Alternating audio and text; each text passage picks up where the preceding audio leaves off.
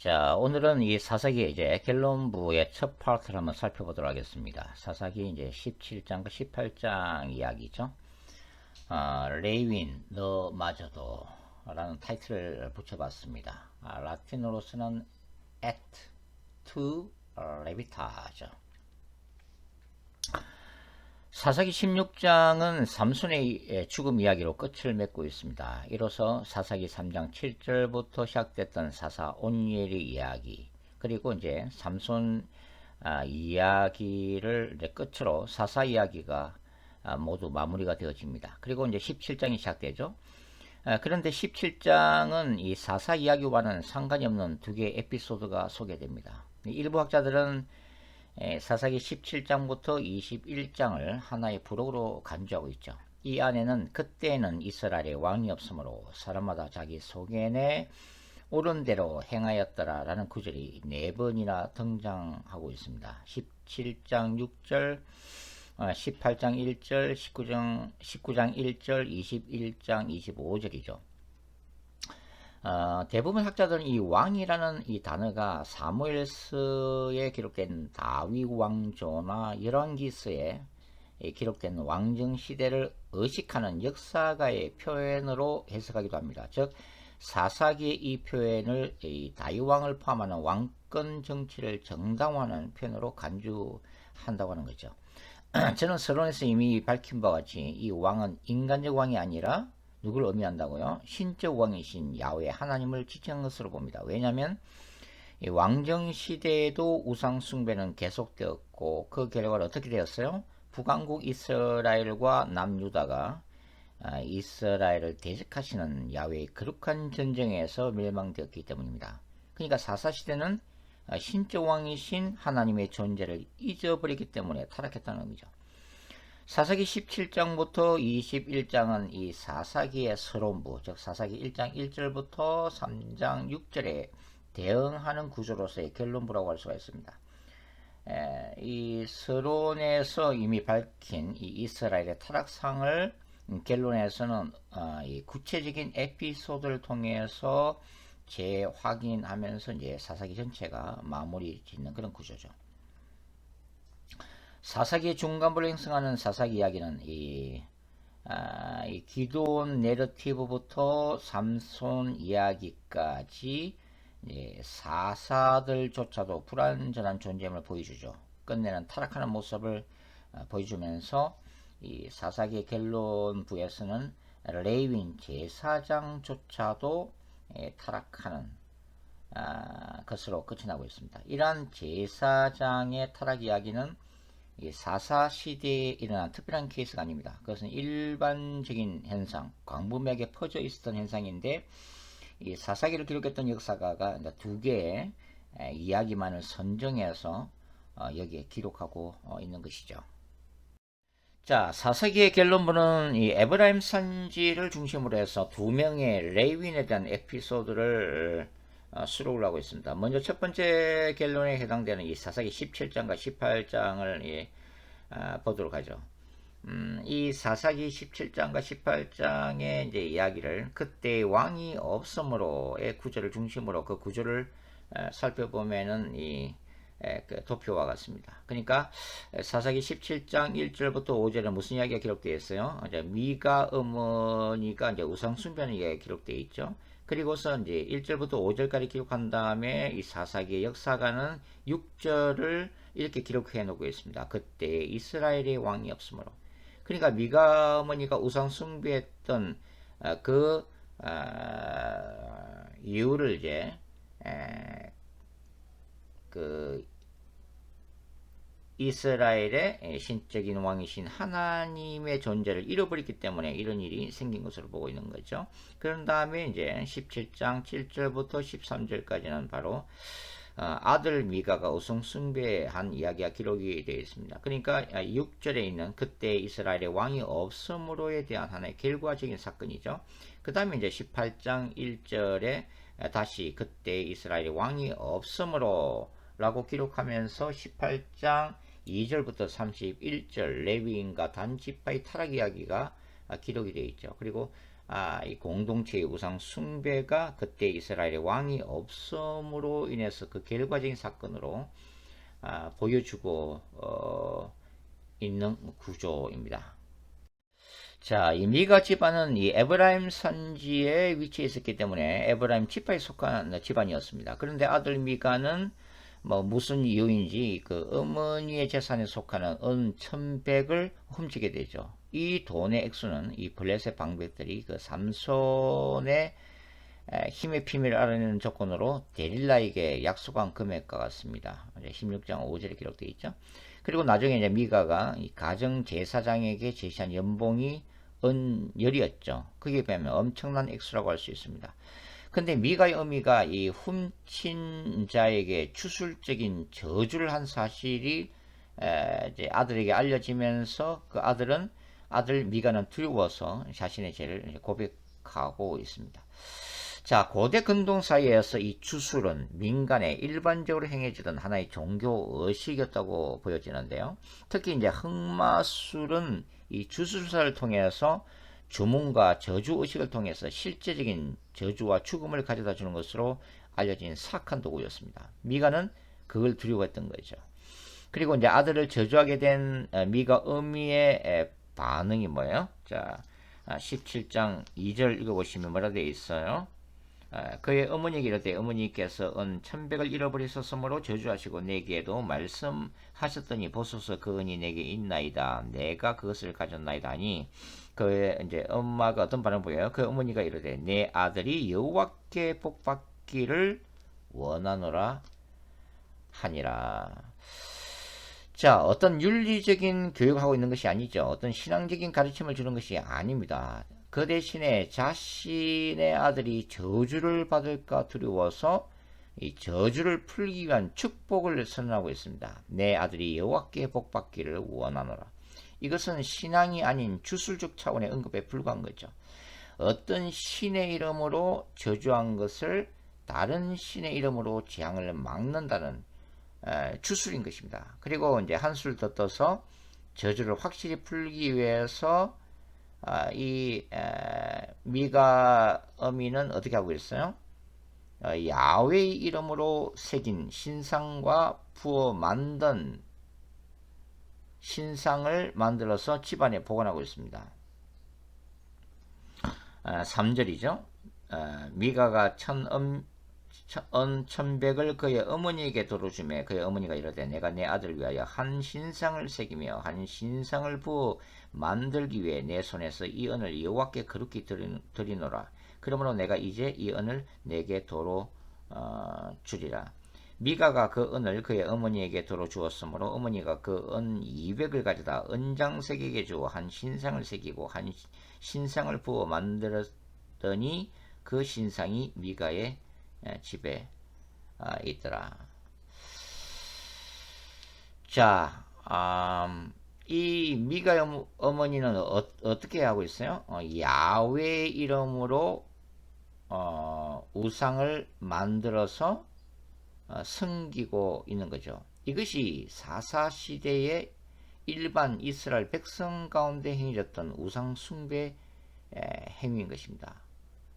그러면서도 뭐라고 그래요? 내가 내 아들을 위해 내 손으로 이 은을 누구께 드리노라? 여호와께 거룩히 드리노라. 이렇게 얘기를 하고 있습니다. 우상 숭배 행위 그 자체가 이 거룩하신 야훼 하나님의 거룩한 전쟁의 대상이 된다는 사실도 몰랐던 거죠. 다른 신을 두지 말라는 율법도 우상을 만들지 말라는 율법도 그리고 야훼 이름을 함부로 더럽히지 말라고 하는 이 출애굽기 20장에 기록되어 있던 그 하나님의 명령도 사라진 시대입니다. 미가 어미는 바알의 형상을 만들어 놓고 야훼라고 부르고 있는 거죠. 순수한 야훼 신앙이 사라지고 혼합 종교가 판을 치는 시대였음을 말해주고 있는 것입니다. 이 모든 종교 행위는 오직 이 땅에서의 축복과 물질적 번영을 받아내기 위한 도구였다고 하는 것입니다. 긍정적인 사고방식 하면 생각나는 사람이 누구예요? 바로 로버트 슐러죠. 번영신학을 주장하던 교회가 바로 수정교회였습니다. 그러나 이제 수정교회는 이미 문을 닫고 소유권이 카톨릭 성당으로 넘어갔죠. 또 한 사람의 미국의 그 목사님이 있죠. 바로 조엘 오스틴 목사입니다. 긍정의 힘, 잘 되는 나의 저자이기도 한데요. 레이크우드 처치 여전히 번영을 누리고 있습니다. 조엘 오스틴 목사의 신앙은 그리스도 중심적 삶이 아니라 뭘 강조하고 있어요? 긍정적인 생각을 통해 이루어지는 물질적 풍요로움이 그 목적이라고 스스로도 밝히고 있습니다. 자, 오늘 본문에서 더 기가 막힌 것은 이제 아들 미가의 행동인데요. 자, 5절 말씀을 보도록 하죠. 5절 말씀. 그 사람 미가에게 신당이 있으므로 그가 에봇과 드라빔을 만들고 한 아들을 세워 그의 제사장으로 삼았더라. 자, 신당에 에봇과 드라빔을 만들어서 섬겼다고 기록을 하고 있습니다. 자, 에봇은 이스라엘을 걸려 넘어지게 만들었던 기도원의 금 에봇을 연상시키고 있죠. 이 드라빔은 뭐죠? 드라빔은 고대 근동에서 이스라엘 하나님의 백성 이스라엘조차도 이 가정 수호신으로 집안에서 숭배하던 우상이었습니다. 이 드라빔은 이제 점을 칠 때도 사용했죠. 게다가 미가는 이 레위인도 아닌 자기 아들을 제사장으로 불법적으로 임명을 합니다. 사사기 역사가는 그 원인을 어떻게 적고 있어요? 그때에는 이스라엘의 왕이 없었으므로 사람마다 자기 소견에 옳을 대로 행하였더라. 6절 말씀이죠. 사실 이 미가란 이름은 미카 예후의 축약행입니다. 이 이름의 의미는 뭐죠? 야훼와 같은 분이 어디 있는가 그런 뜻을 가지고 있습니다. 철저히 유일신론적 의미를 가진 이름이지만 미가는 정반대로 철저한 우상 숭배자로서의 모습을 보여주고 있다고 하는 것입니다. 자, 그래서 이 사사기 17장 6절은 1절부터 5절에 기록된 미가 의미의 우상 숭배 행위에 대한 이유이자 원인이 된다고 하는 것입니다. 그리고 본문의 이 샌드위치 구조를 볼 때 6절은 뒤따르는 미가의 우상 숭배 행위라는 가정한 결과를 필연적으로 초래하게 되어 있다고 하는 거죠. 의미의 악한 행위를 본받아 아들 미가 또한 악한 죄악을 하나님 앞에서 저지르게 되는데 특히 7절부터는 이 레위인 제사장의 타락상이 동시에 소개되고 있습니다. 자, 사사기를 기록한 역사가는 한 레위인이 유다 베들레헴에 거주하고 있었다고 소개하고 있죠. 7절. 원래 율법에 따르면 레위인들의 공간 장소로는 이 살인자들이 피할 수 있는 6개의 도피성이 있었고 각 지파로부터 레위인들이 거주할 수 있는 48개의 성읍들이 존재했습니다. 이 레위인이 왜 베들레헴에 와 있는지는 불확실합니다. 이스라엘 지파들이 사사시대에 이 규정을 지키지 않았거나 또는 레위인들이 차고 넘쳐서 베들레헴까지 거주지를 개척하게 됐는지 알 수는 없습니다. 분명한 것은 이 레위인이 자신이 이스라엘 자리를 떠나 있다는 것이죠. 그리고 레위인으로서 본연의 직무에만 전념할 수 있는 생계 보장이 전혀 안 되어 있다는 사실입니다. 그래서 이 레위인은 정착지를 찾아 헤매다가 이 에브라임 산지에 있는 미가 지방까지 오게 되었다고 하는 거죠. 자, 그래서 이 사사기의 후반부를 읽으면 이 한국 교회와 이민 교회의 뼈아픈 현실이 가슴에 와닿습니다. 교회 성장 시대가 끝이 나고 이 팬데믹 시기를 지나면서 수많은 사역자들이 갈 곳이 없어졌습니다. 그동안 이 신학교가 배출한 수많은 전도사 및 목사들이 사역할 곳이 사라진 거죠. 요즘은 교회를 개척해도 새신자가 오나요? 그래서 재정적인 자립이 어려워지고 그래서 한국 교회든 이민 교회든 사역자도 파트타임이나 풀타임으로 일을 하지 않으면 생계를 유지할 수 없는 그런 구조가 된 거죠. 어쩌다 담임 목사 자리가 하나 비면 어떤 일이 생겨요? 청빈 광고에 치열한 경쟁이 일어납니다. 보통 이력서가 70통, 100통은 들어오는 것 같아요.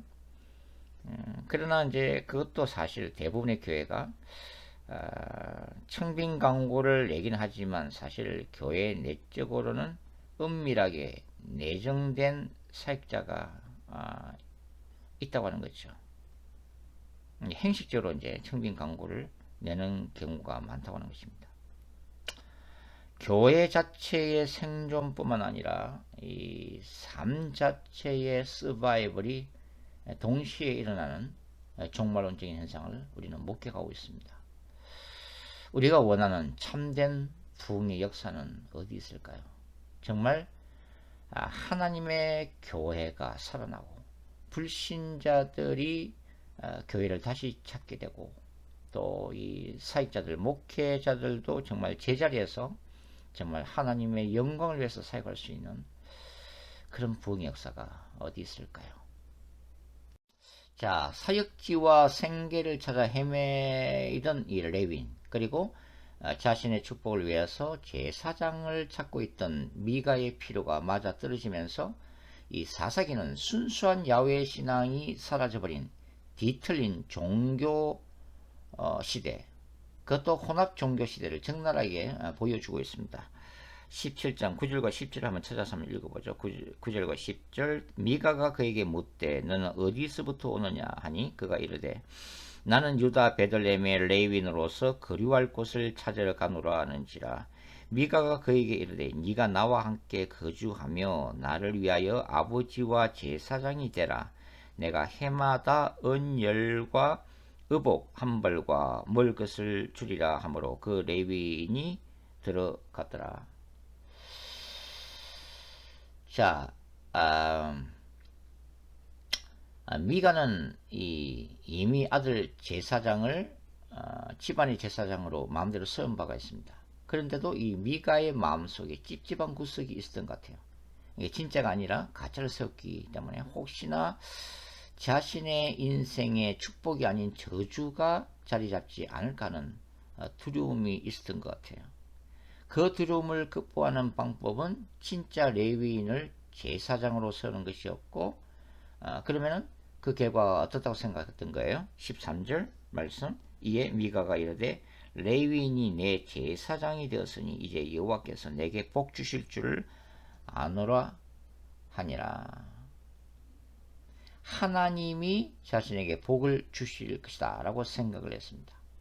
그러니까 야훼라는 하나님의 이름은 있지만 하나님을 예배하는 방식은 어때요?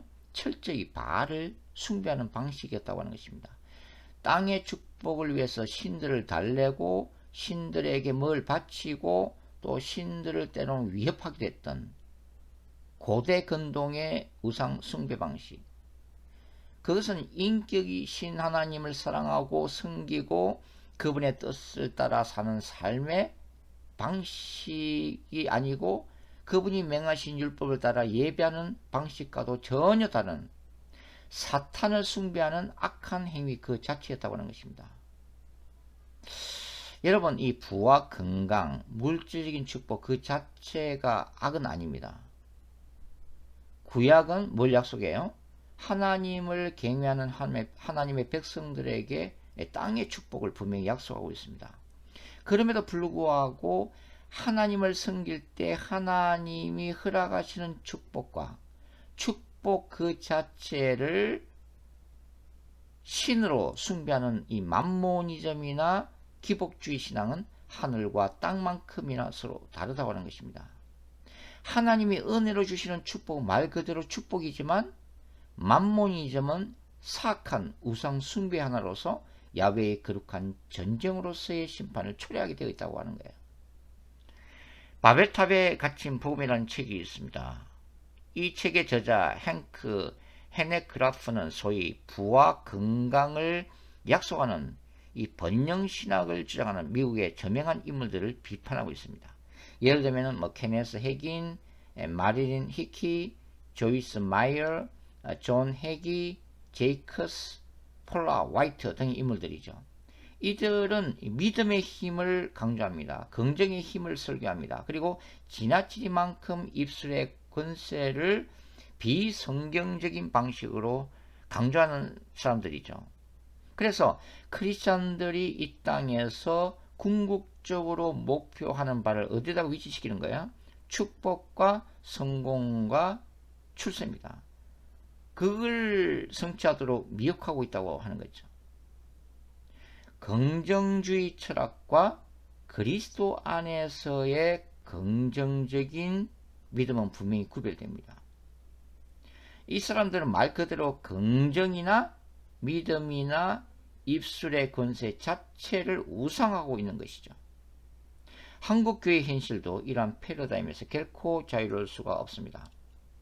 교회가 불신 세상이 추구하는 세속적 가치와 별 다름이 없다면, 그래서 세상의 제약을 꾸질 수 있는 예언자적인 정신과 성령의 능력을 상실한다면, 천국에 대한 종말론적인 소망을 보여줄 수 없다면 결국 교회는 어떻게 돼요?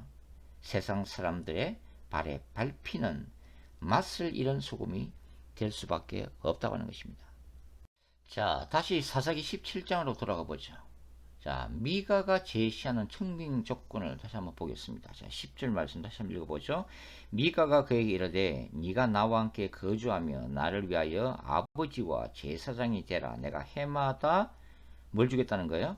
은열과 그 다음에 의복 한 벌과 먹을 것을 주리라 하므로 그 레위인이 들어갔더라. 자, 미가의 신앙은 철저히 기복신앙적일 뿐만 아니라 개인적이죠.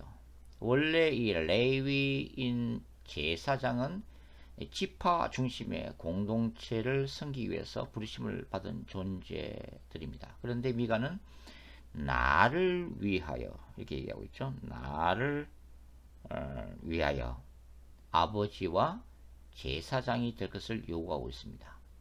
제사장은 제사의식뿐만 아니라 하나님의 뜻을 묻고 전달하는 영적 아비로서의 기능을 함께 수행하기 때문이죠. 이 미가가 보기엔 레위인이란 존재는 이 종교 권력을 소유한 사람이었습니다. 그러니까 뭐 에봇이나 이 에봇도 이게 두림과 우림과 둠밈이 있기 때문에 그 하나님의 뜻을 묻게 되어 있잖아요. 그리고 드라빔 같은 경우도 이 일종의 점수를 사용해서 신탁 하나님으로부터의 그 예언이나 축복을 이제 점칠 수가 있는 거죠. 그러니까 이 미가는 레위인을 그런 존재로 인식했다고 하는 것입니다.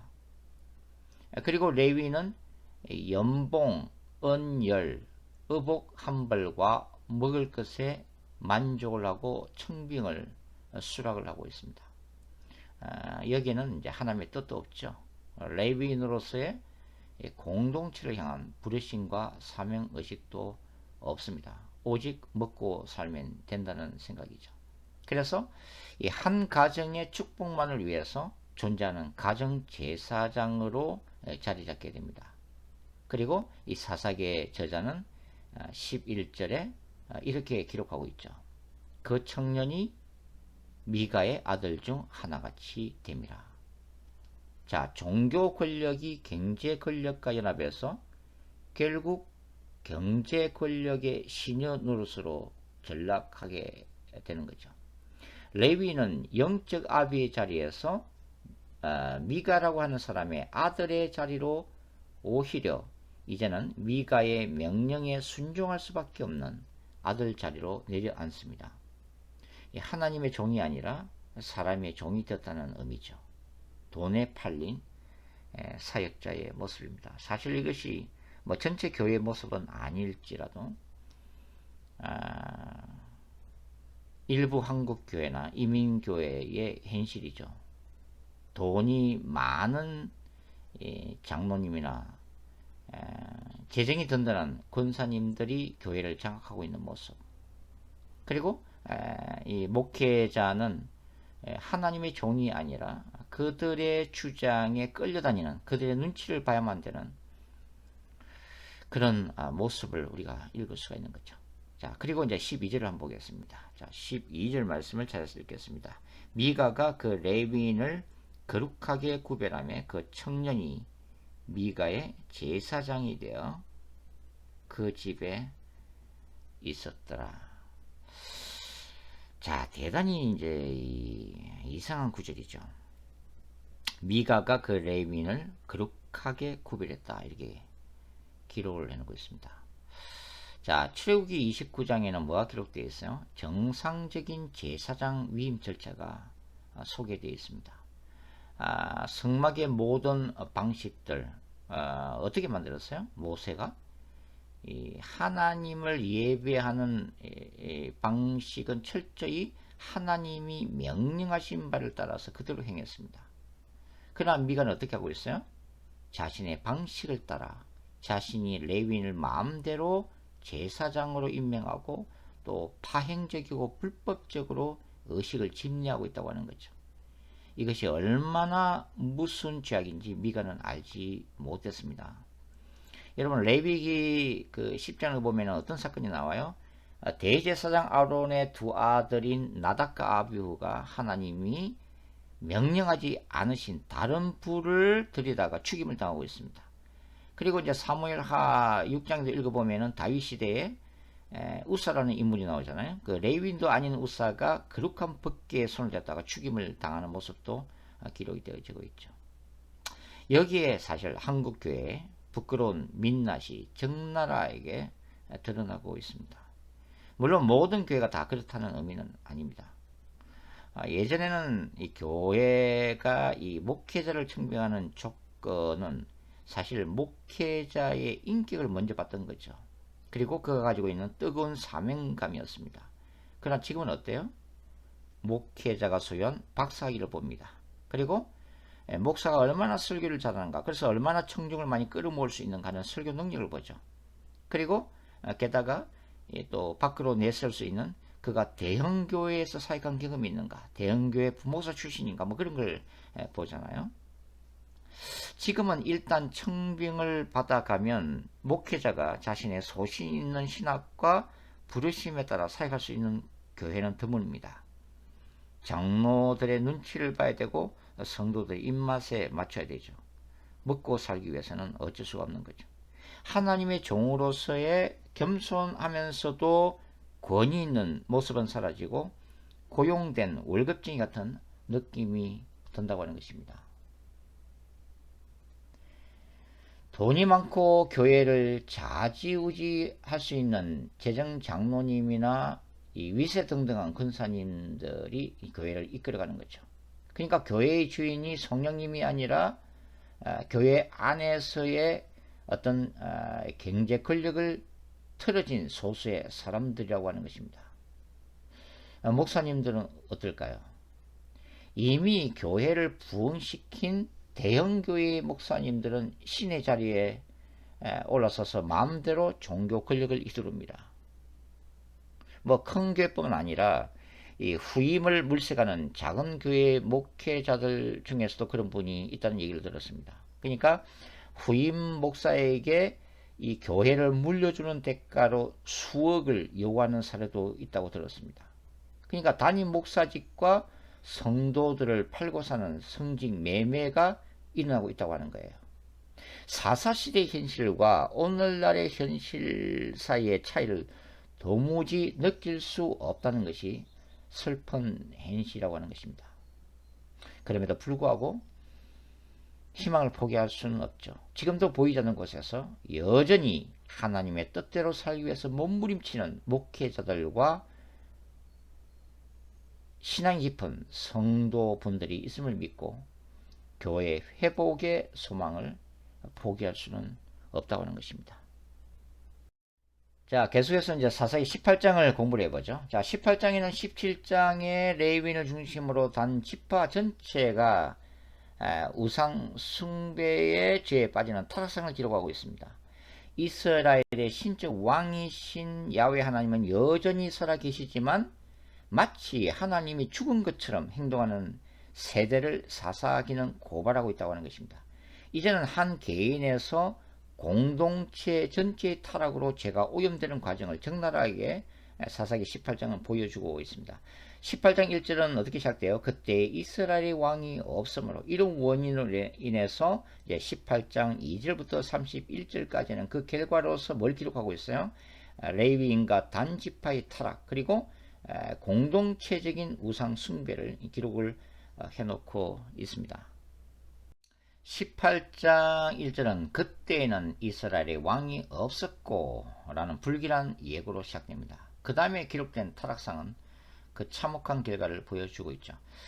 먼저 당시에 단지파가 찬송이 1절에 기록되어 있습니다. 1절 한번 읽어볼까요? 18장 1절 그때 이스라엘 왕이 없었고 단지파는 그때 거주할 기업의 땅을 구하는 중이었으니 이는 그들이 이스라엘 지파 중에서 그때까지 기업을 분배받지 못하였음이니라.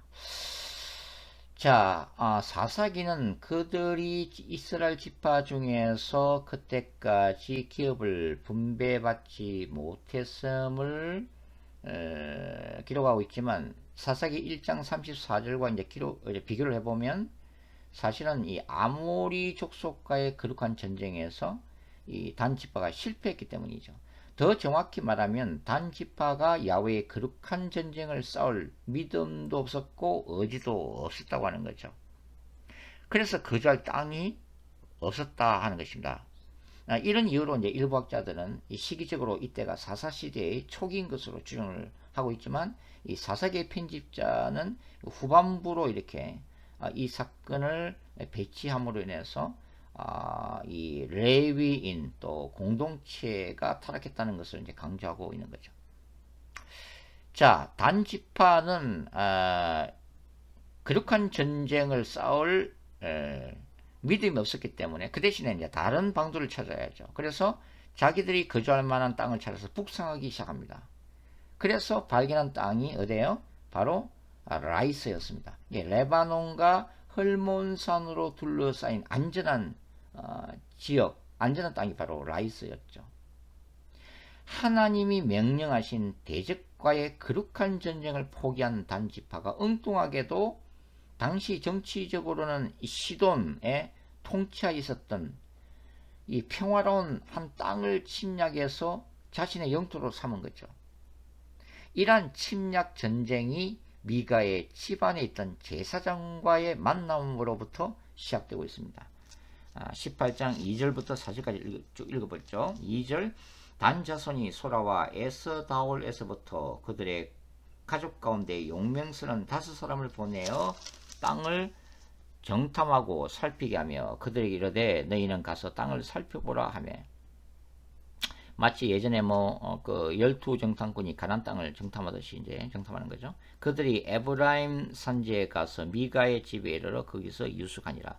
그들이 미가의 집에 있을 때 그 레위 청년의 음성을 알아듣고 그리로 들어가서 그에게 이르되 누가 너를 이리로 인도하였으며 네가 여기서 무엇을 하며 여기서 무엇을 얻었느냐 하니 4절 그가 그들에게 이르되 미가가 이러이러하게 나를 대접하고 나를 고용하여 나를 자기의 제사장으로 삼았느니라 하니라.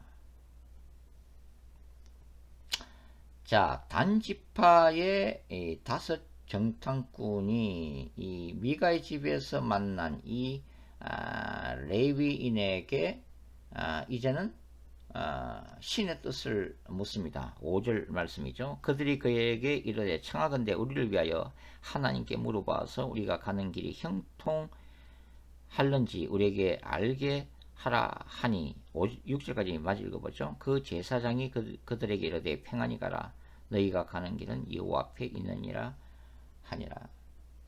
자, 여기서 이 5 정탐꾼이 하나님께 물어봐 달라고 요청을 합니다. 이게 이제 히브리어로 이제 엘로힘이죠, 엘로힘. 근데 이들이 사용한 이 엘로힘이 가나안 땅의 신들을 의미하는 건지 아니면 이스라엘의 하나님인지는 불확실합니다. 문제는 이 레위인이 야훼 이름으로 예언하고 있다고 하는 거죠. 6절 말씀이죠. 단지파의 환심을 사기 위해서 이 레위인이 거짓 선지자의 노릇을 지금 하고 있는 것입니다. 그 결과는 참혹한 피를 흘리는 폭력적인 전쟁으로 끝이 나죠. 자, 사사기 18장은 단지파가 거룩한 전쟁 신학을 왜곡하여 잘못 적용한 예를 보여주고 있습니다. 즉 어떤 전쟁이 야훼의 거룩한 전쟁이 될 수 없는가를 명백하게 보여주고 있다고 하는 거죠. 자, 8절부터 10절까지를 한번 읽어보도록 하겠습니다. 18장 8절부터 읽어보죠. 그들이 소라와 에스다올에 돌아가서 그들의 형제들에게 이르되 형제들이 그들에게 묻되 너희가 보기에 어떠하더냐 하니 이르되 일어나 그들을 치러 올라가자. 우리가 그 땅을 본즉 매우 좋더라. 너희는 가만히 있느냐. 나아가서 그 땅 얻기를 게을리하지 말자. 자기 동족들 단지파에게 하는 얘기죠. 10절 너희가 가면 평화로운 백성을 만날 것이요 그 땅은 라이스죠. 그 땅은 넓고 그곳에는 세상에 있는 것이 하나도 부족함이 없느니라. 하나님이 그 땅을 너희의 손에 넘겨주셨느니라 하는지라. 자, 여기서 이제 문제가 되는 게 뭐냐면 하나님께 묻질 않습니다. 단지파는. 여러분, 야훼의 거룩한 전쟁의 시작은 어떻게 시작돼요? 먼저 하나님께 묻는 것이죠. 하나님, 우리가 그 땅을 정복하러 올라갈까요? 아니면은 싸우지 말아야 할까요? 그걸 물어보는 거죠. 단지파는 하나님께 물어보지 않았다고 하는 것입니다. 왜 그랬을까요? 이미 그들의 눈에 보기에 그 땅이, 라이스 땅이 대단히 좋아 보였기 때문이죠. 그리고 거짓 제사장의 예언을 믿고 뭐라고 선포해요? 하나님이 그 땅을 너의 손에 넘겨주셨느니라 라고 선을 합니다. 그리고 군대를 움직이죠. 자, 12절 말씀을 보겠습니다. 12절 올라가서 유다에 있는 기랏 여아림에 진치니 그러므로 그곳 이름이 오늘까지 마하네단이며 그곳은 기랏 여아림 뒤에 있더라. 자, 여기서 우리가 마하네단이라는 지명을 또다시 발견하게 되죠. 원래 이 단어가 어디서 나왔다고요? 바로 삼손 이야기에서 나왔죠. 사사기 13장 25절에서 삼손이 단의 군대로서 야훼의 영이 움직이는 바로 그것을 기록하고 있는 구절이죠. 그러나 지금 이 순간에는 뭐예요? 야훼의 영이 아니라 누가 지금 단의 군대를 움직이고 있는 거예요? 사탄의 영이 움직이고 있는 것입니다. 그리고 결국 라이스를 침략하고 말죠. 27절과 28절을 읽어볼까요? 27절과 28절 단 자손이 미가가 만든 것과 그 제사장을 취하여 라이스에 이르러 한가하고 걱정 없이 사는 백성을 만나 칼날로 그들을 치며 그 성읍을 불사르며 그들을 구원할 자가 없었으니 그 성읍이 베드르홉 가까운 골짜기에 있어서 시돈과 거리가 멀고 상종하는 사람도 없음이었더라. 반자손이 성읍을 세우고 거기 거주했다. 이렇게 기록을 해놓고 있죠. 라이스를 불로 태우고 그 성읍 사람들을 진멸을 하고 있습니다. 원래 불로 진멸하는 전쟁이 거룩한 전쟁인 헤렘 핵심이죠.